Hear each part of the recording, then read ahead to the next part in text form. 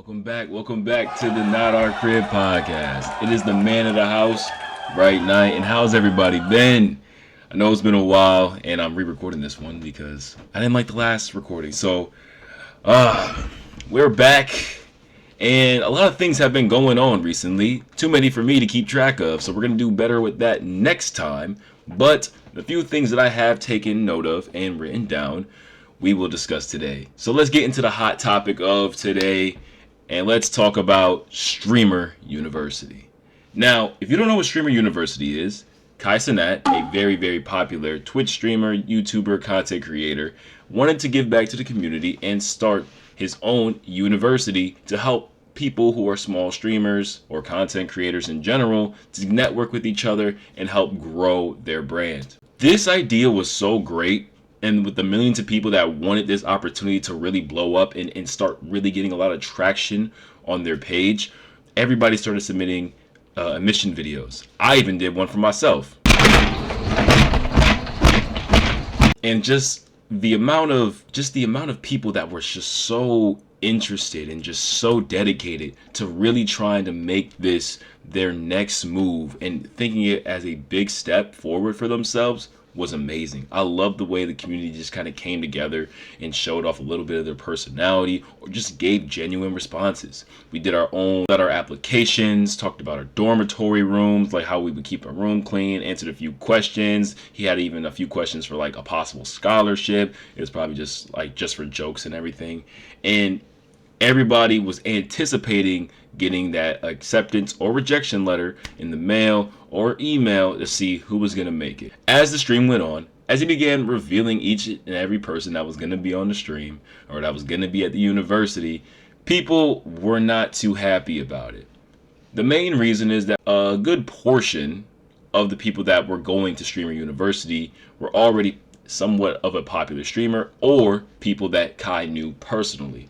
And then the other half are people who may not be the biggest Twitch streamers, but they do have somewhat of a following in about the 50,000s to 100 to several hundred thousands of followers on TikTok, Instagram, YouTube, etc. So they may not be big streamers, but they're probably big elsewhere, which is not a problem. And a lot of people did not like this. There was a lot of pushback with that, and there's also like some other drama with another creator. I don't want to get into that right now. If you know, you know. But and Kai got visibly frustrated.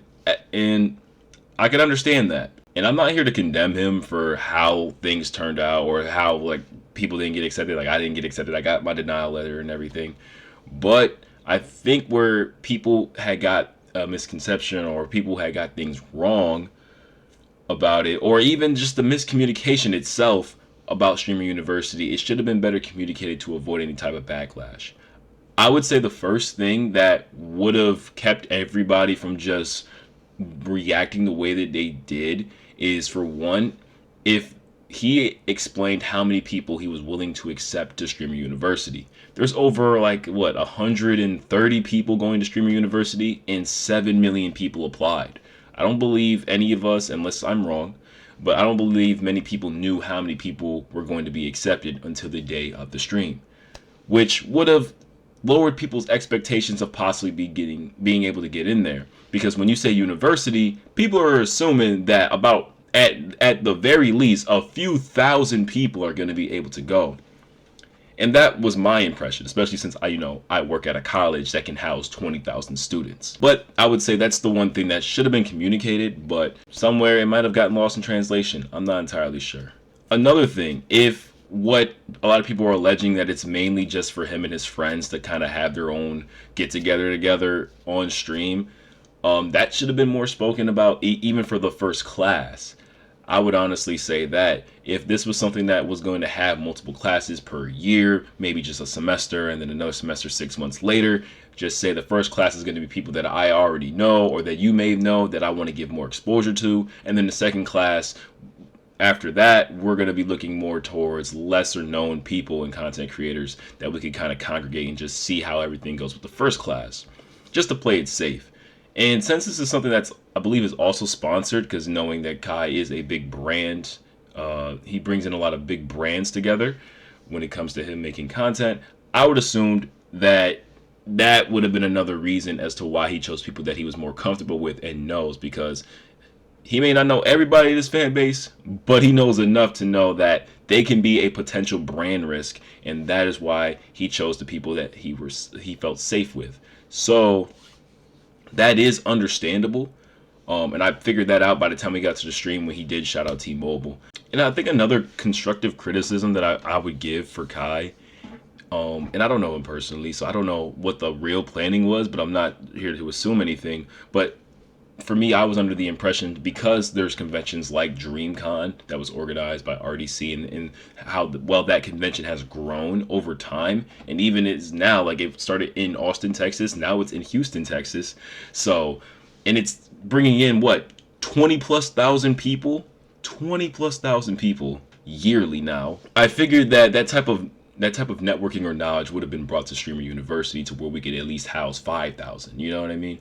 But I understand Kai is under a lot of hate, a lot of scrutiny, a lot of hate. I mean, there was even Twitter posts saying that what, out of all the people he had brought on for Streamer University, there wasn't any white streamers that were accepted.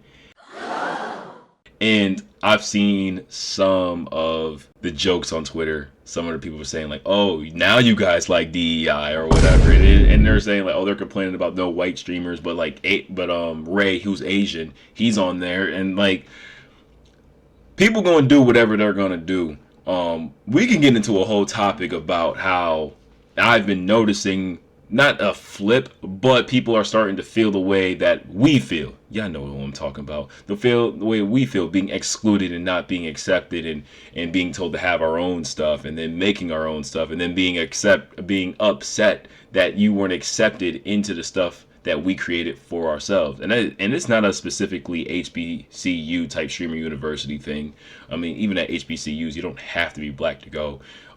There are people of other ethnicities that attend as well and teach there as well. But these, like, claims, and if you guys don't know Kai or his fan base, majority of his fan base are people of color. Like, the majority of his fan base are black and Hispanic, and other ethnicities, and Caribbean, because he is Caribbean himself. I believe, what is he, like, Trinidadian or Haitian? If I'm wrong, I'm wrong. I apologize for that. But that's majority of his fan base, and I've seen it. If you watch any of his vlogs, you'll see the type of people that come up to him when he's out and about. You'll see the type of people that show up at a DreamCon that run to meet him. So it's not far-fetched to say that's majority of the people that applied. Sorry, if you think about it realistically, they're the majority, you're the minority. But it is what it is. But if Kai decides to try this again, which I don't blame him if he doesn't want to try this again, but if he does, just a few things to note is to communicate how many people are eligible to get in, or he's willing to hold spots open for.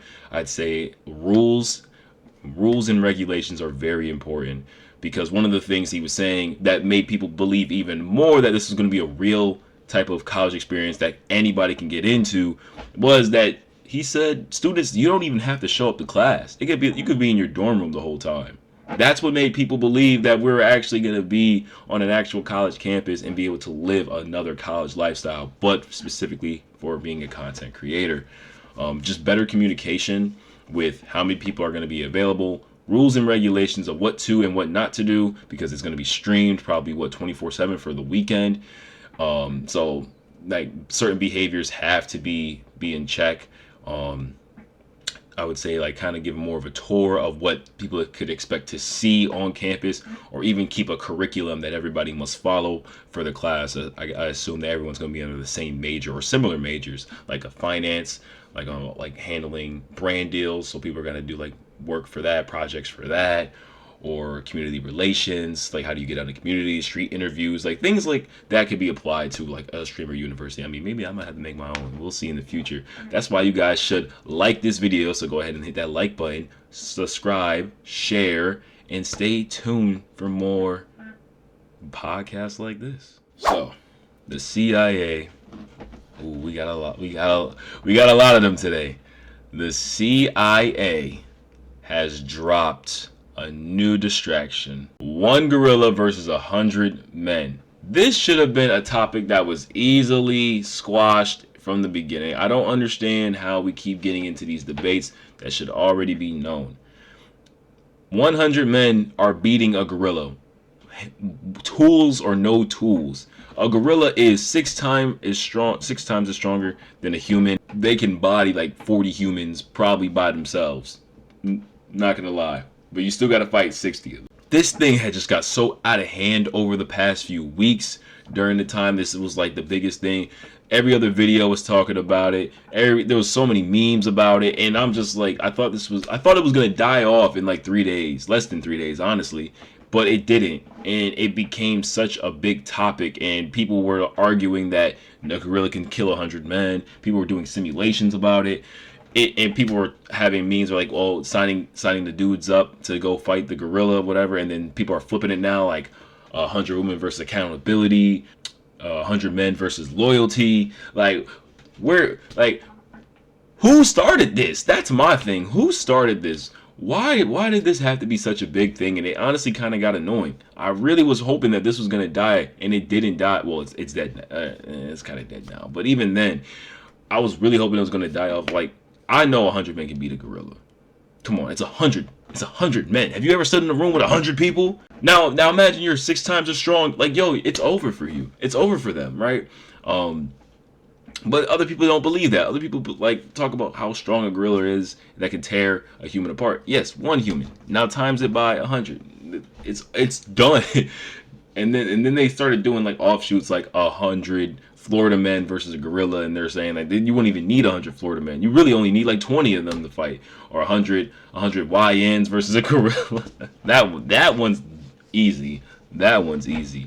YNs, like, you're only gonna need like 2 YNs, probably 3 YNs maybe. But it almost like made me think like there's something probably fishy going on around here, because we're worried a little too much about this. Everybody's posting about it. There's always a meme about it. We're so distracted. It's like I even heard advice about how they use distractions to keep us from knowing what's really going on. I'm not suicidal. I mean, I don't hurt myself. I'm not on any type of drugs. I don't put my hands on women. I don't like children. Just in case I'm speaking a little too much right now.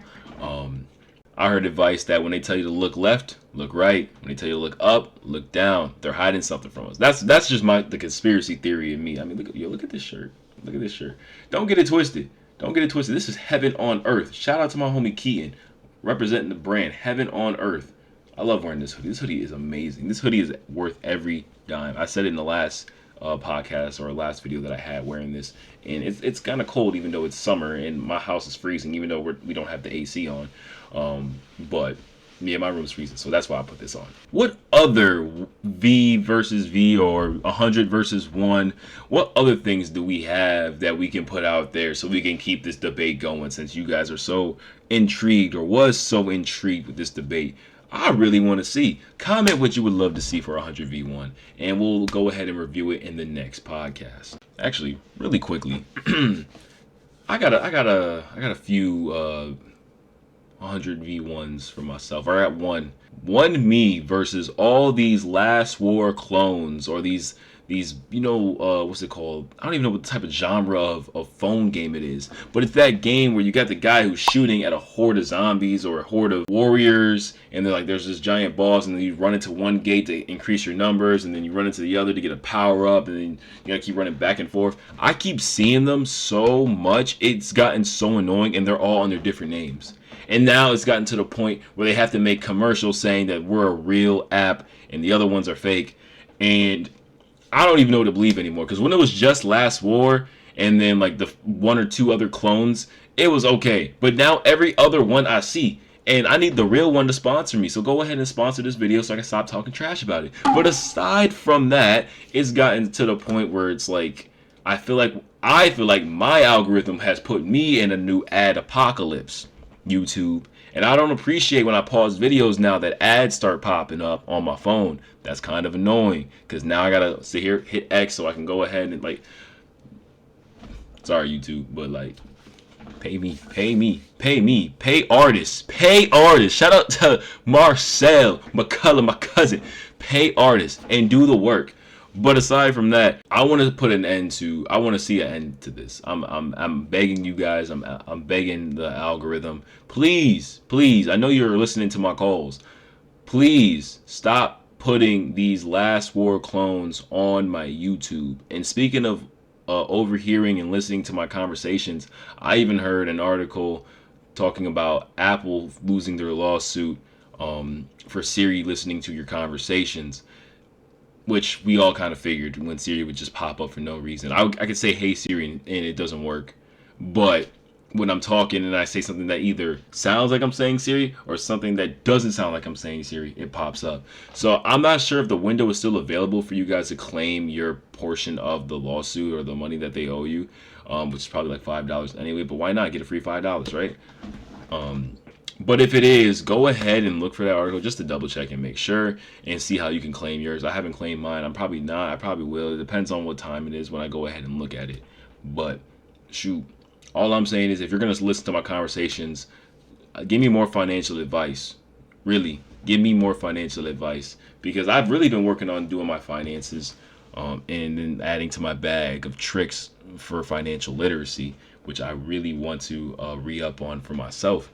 And if I haven't already given a small tip on financial literacy that I've learned, it's really get into learning how to make money or how to pay yourself, how to become your own bank. And if you ever heard of the infinite banking concept, essentially you take your life insurance policy, specifically a whole life insurance policy, and there are ones that where you can get a lot of money in, and you set it up to where you can develop cash flow. Now, I don't know the exact terminology off the top of my head right now, but look up the infinite banking concept and it will explain it more in depth when you watch a few videos or go on Google.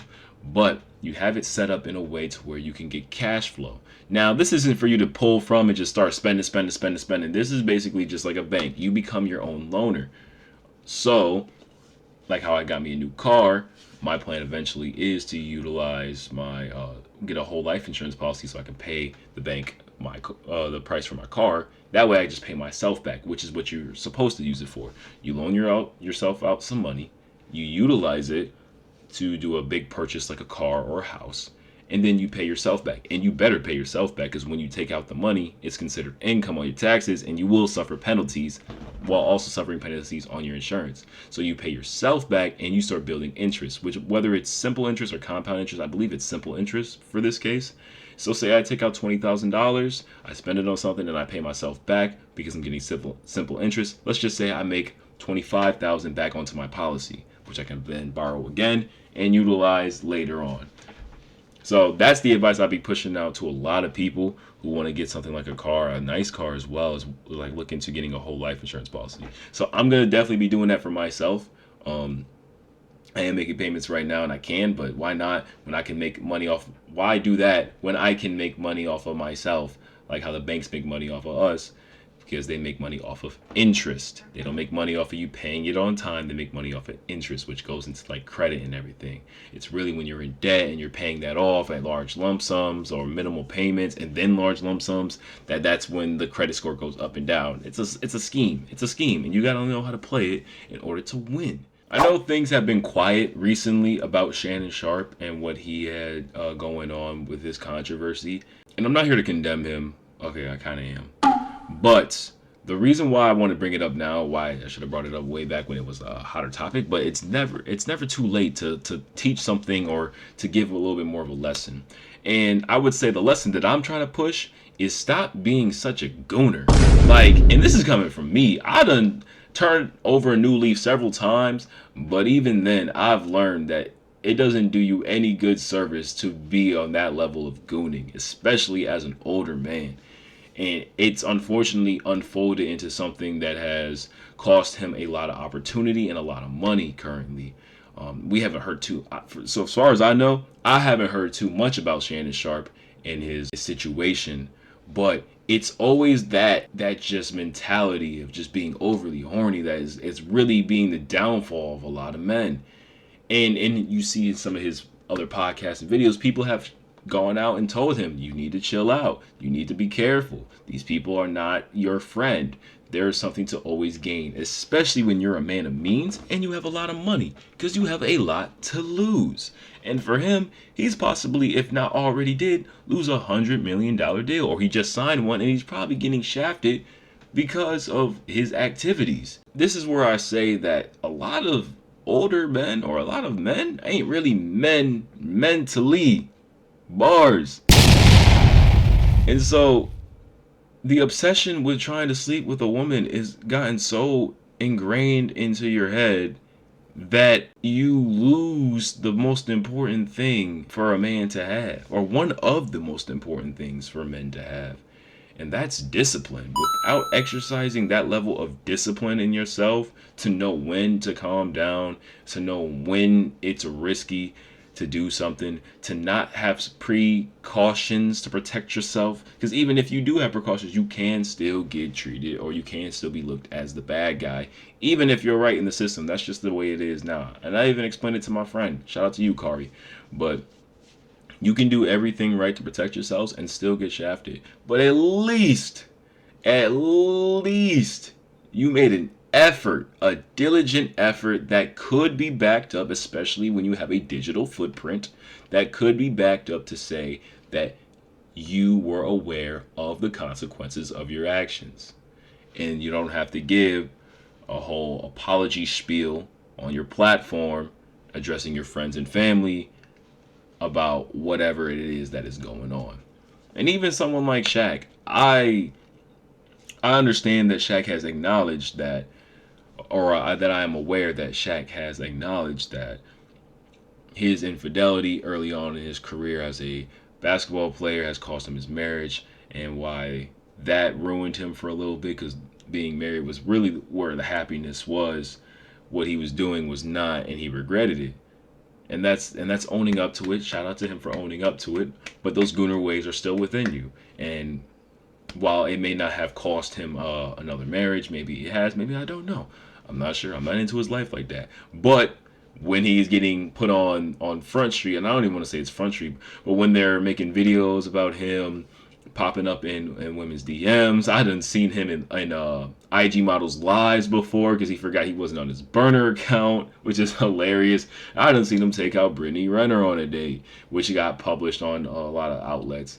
And I'm just like, man, y'all gotta let some of this stuff go. Like, y'all not, like, y'all can't do this professionally. Like, if you catch my drift, y'all can't do this professionally to where you got clout chasers just using the fact that, like, there was the one girl that had got popular off of, or got even more popular off of the fact that she was pretty and she was working at Home Depot, and Shaq slid in the DMs and tell her not to worry. And then I think she posted it, and then everyone's like, she got even more popular, and then people was coming after Shaq, and then Shaq decided to double down and make a skit about him pulling up to Home Depot trying to find her. It's just like, that's funny. I like the way, like, he just kind of like rode the joke. But the problem still is being undisciplined, causing you possible deals in the future, causing you relationships, harm, even your freedom. Not only are you a slave to your desires, your temptation. You're not only a slave to your temptation or lust, you're also a potential prisoner eventually. Or you might lose a lot in a lawsuit, and then you're hurting because you couldn't control yourself. And I even recently seen a TikTok where this dude was saying, like, y'all dudes be trying to have all these hoes. Like, it doesn't make you any better. It really doesn't. You don't get any more money from it. You don't get any more connections from it. You're not any much more cooler or have a better network than if you didn't. Because what do all the men who seem to get all the hoes that you chase after you have? They have wealth and success that they earned off of themselves. That's what brings it in. And still, you must exercise discipline, because what that brought in could also take it away from you. For all those dudes who are trying to be Magic Don Juan, Hugh Hefner, man, y'all the real hoes. And not in the good way, like, not a pimp. Not a pimp. You the real fairies out here. You're the real ones. Homegirl hit you up, come over, it's 3 a.m, you getting up, getting ready. Like, if someone could have you getting up and moving out there on the drop of a dime, you the real hoe. And I really looked at it and I was like, yeah, nah, he's really spitting. Yeah, I gotta exercise discipline. I mean, if I haven't said it already, I'm saying it again. For the male side of things, if you could again exercise that discipline, learn to not be so overly horny about things, We could possibly stop hearing a lot of provocative music. We could probably see less of provocative dressing. We could probably see a lot more wives, because we all know a lot of these guys want to be married, but it's just not much to be married to. And that's because of what you're buying, because what's being sold is what you're buying. And if you stop buying it, the market will eventually change. And so I advocate for discipline. I advocate for wanting a decent person who can show decorum, and accepting and pursuing that which is good. And pursuing that is that's not provocative. You know what I mean? Maybe I'm a little old school sometimes, but I control myself. I'm not going to jail. I'm not going to jail. I'm not getting put in no group chat. I'm not getting put on Front Street. I'm not getting put on the gram. I'm not getting put on nobody's story, nobody's Snapchat. I know better. I know how a digital footprint works, and I'm not trying to have a terrible footprint. I know I'm a little late on this topic, but have you guys seen Sinners? Of course you have. And if you haven't, I don't know what you've been doing. But what I can say is Sinners, honestly, for me, has been one of the best movies, if not the best movie I've seen in the last 5 years. And I will say that, the last 5 years. Yeah, I have to say 5 years. What did Infinity War come out? 2019, 2020? And even then, I always have to say Sinners is the best movie I've seen, because I've seen it 4 times. I have not seen a movie 4 times in forever. Not here to spoil the movie, but I honestly recommend you guys go and check it out yourself. But what I will say, one thing that I always take away from the movie is the idea of music. Music is a big part of it, and the blues being the godfather of all music genres in America post, I won't even say post Jim Crow, but from the Jim Crow moving forward, blues is in every bit of music. It's in rock and roll. It's in country. It's R&B, rhythm and blues. It's in hip hop. Blues is a very influential medium for music, and to see what has come from it is amazing. One of the things that I took from the movie and applied it to real life was the idea of piercing the veil and being able to conjure spirits from the past and future into the present. And more than just the theoretical siding of that, more than just the theoretical siding of it in the movie, if you've seen it, but if you haven't, go ahead. I'm not going to spoil it anymore. I took a moment in my personal life that allowed music that was so powerful, even though not necessarily hearing it, but more so seeing it, being able to conjoin the present and the past together. I've said this on my TikTok before, but when I was in my communications class in college, we were watching the This Is America video. This is after it had blew up online, and we were watching it for our media comprehension class.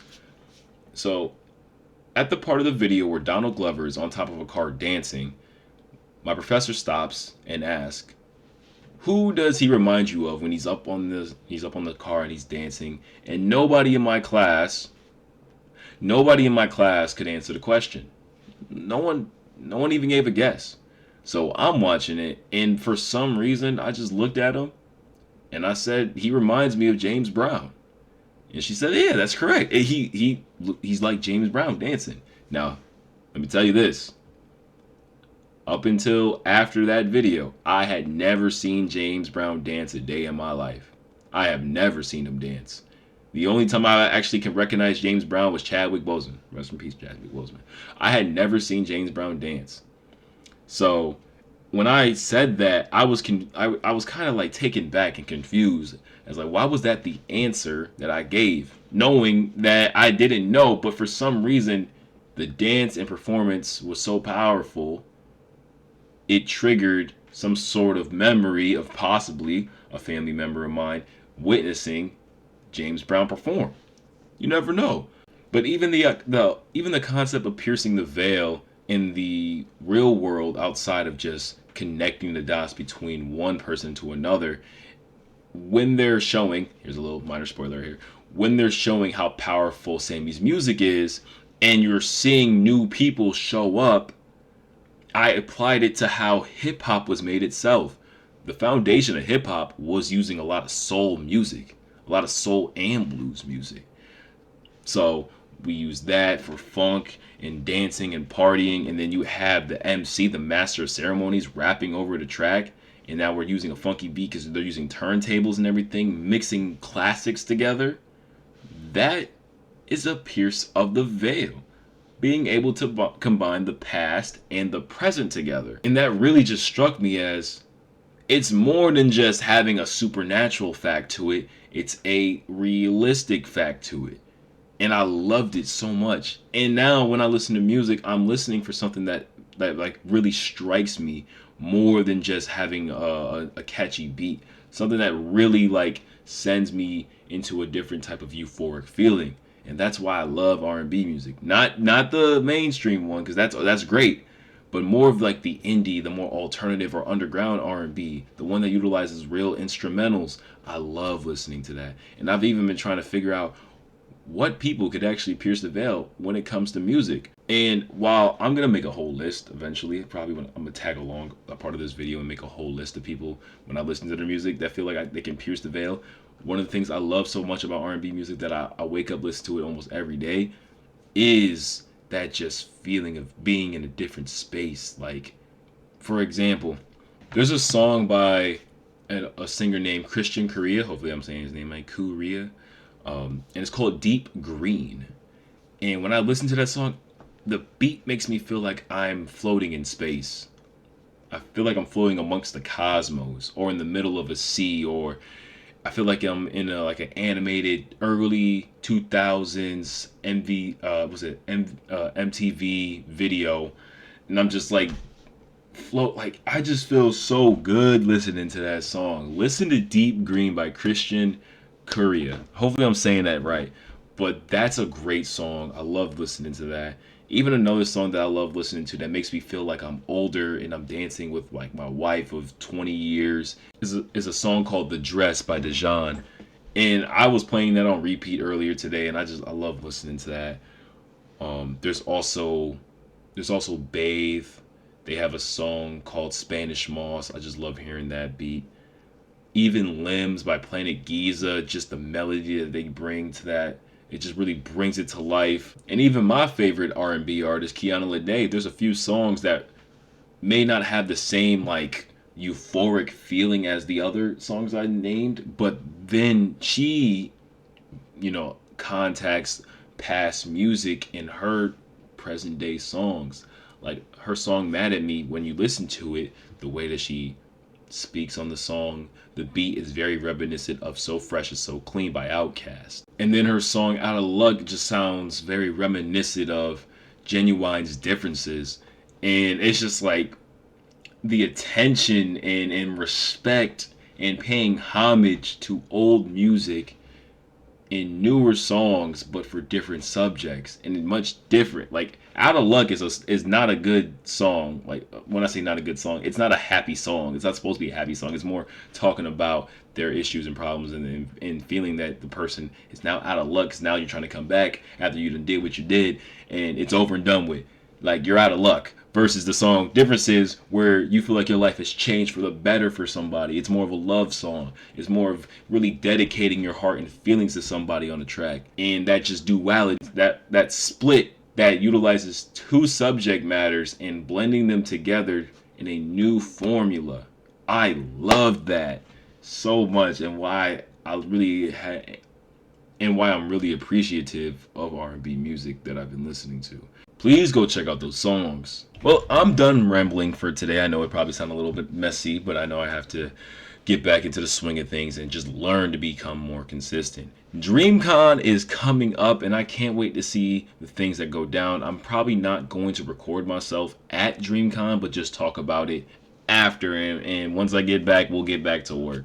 So thank you guys again so much for watching. If you made it to the end of this video, comment your favorite R&B song or your top 5 favorite R&B songs, okay?